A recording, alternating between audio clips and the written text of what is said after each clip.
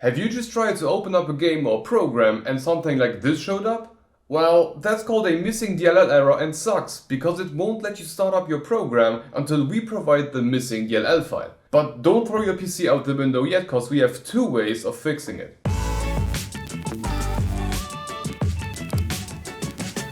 I'm running on Windows 11 here, but this will also work fine for Windows 10, 8 or 7. Okay, let's get started. Method number one is to install the DLL file ourselves. For this, head over to our website by clicking the link in the description or in the I symbol in the upper right corner. First off, scroll a bit down to the download section and download the DLL file. After downloading it, open it up and keep it on the screen. Now we need to open up our Explorer and head over to our main PC, then into the C drive and then into the Windows folder. Now here scroll all the way down until we can see a folder called System32 and one called zerovr16.dll. Here drag the DLL into the System32 folder and also into the zerovr16 folder. On a side note, if you're using a 32-bit Windows 10, 8 or 7, you are not going to have a zerovr16 folder. In that case, you can just skip that step. Now you can close all of these windows and restart your PC, and after a fresh restart of your PC, the program that was showing you the DLL error should now be detecting the DLL correctly and open up just fine. But there are instances where the program just doesn't want to find the DLL. There are. And for these cases, we have a method number two. There is a package from Microsoft themselves called Visual C++ Redistributable that contains the DLL and should fix the error if it hasn't been done before.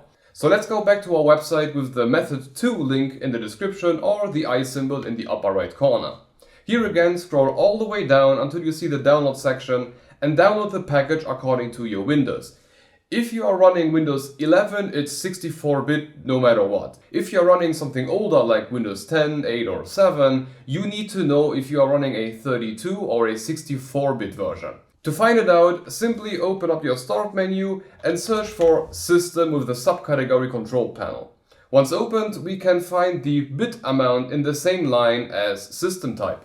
And then back on our website, choose the file according to your system. 64-bit for 64-bit users and 32-bit for 32-bit users.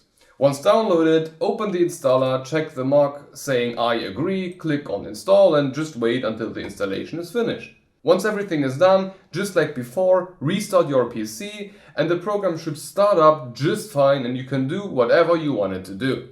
Okay, I hope you got your problem resolved and you can now use whatever program you wanted to use. I know a bit which program can cause which DLL errors, but I would love to know for every DLL, so please let me know what exact program as a comment down below. And if you encounter a DLL error that has not been featured on the channel yet, don't be shy, just write a comment down below and I will add it to my to-do list. Anyway, I hope you enjoyed it and if it helped, leave a like, make sure to be subscribed with the bell icon to not miss the next video and have a look at one of these totally random videos.